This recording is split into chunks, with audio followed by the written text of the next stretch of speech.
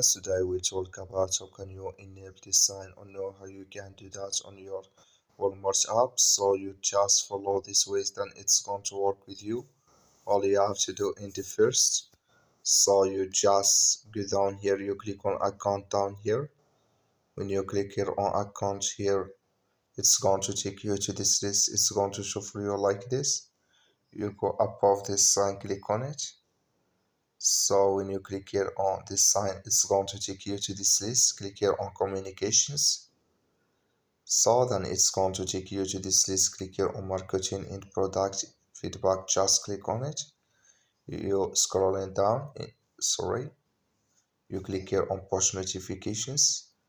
You disable it here for you enable it here for notifications and here for email. Then it's going to enable with you here.